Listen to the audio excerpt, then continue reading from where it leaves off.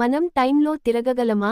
Time travel అనే concept నిజమా లేక కల్పనా? ఈ రోజు మన స్టోరీ ఒక నిజమైన ఘటనతో మొదలవుతుంది. 1935లో British air force officer Victor Goddard ఒక చిన్న ఏరోడ్రోమ్ దగ్గర ఫ్లైట్ టెస్ట్ చేస్తున్నాడు. అప్పుడు తన ప్లేన్ ఇంజిన్ ఫెయిల్ అయింది. ఆపత్స్థితిలో ఒక పురాతన ఎయిర్ఫీల్డ్ దగ్గర ల్యాండ్ అయ్యాడు. కానీ షాక్ ఏంటంటే అక్కడ కొంతమంది పసుపు యూనిఫామ్ వేసుకుని మెయింటెనెన్స్ పనులు చేస్తున్నారు. కానీ అసలు విషయానికి ఏంటంటే ఆ ఎయిర్ఫీల్డ్ అనేక ఏళ్లుగా మూసివేసింది. 4 ఏళ్ల తర్వాత అదే ఎయిర్ఫీల్డ్ మళ్లీ ప్రారంభమైంది.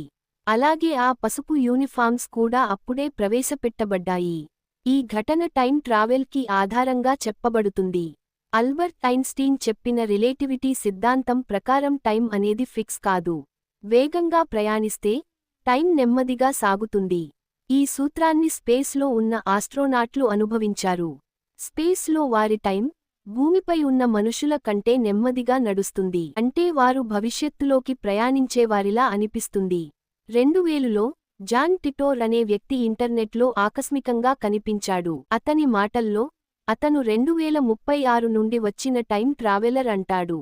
వరల్డ్ వార్ రాబోతుందని, అమెరికాలో సివిల్ వార్ జరుగుతుందని చెబుతాడు.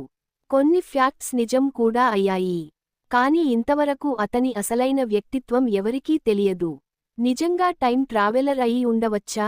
లేక ఓ పెద్ద మోసగాడా? మిస్టరీ ఇంకా ఉంది. సైన్స్ ఇంకా టైం ట్రావెల్ని ఓ థియరీగా మాత్రమే అంగీకరిస్తోంది. కానీ జీవితంలో కొన్ని సంఘటనలు ప్రశ్నలు లేపుతున్నాయి. మరి నీకు ఏమనిపిస్తోంది? టైం ట్రావెల్ సాధ్యమేనని నమ్ముతున్నావా? కామెంట్లో చెప్పు.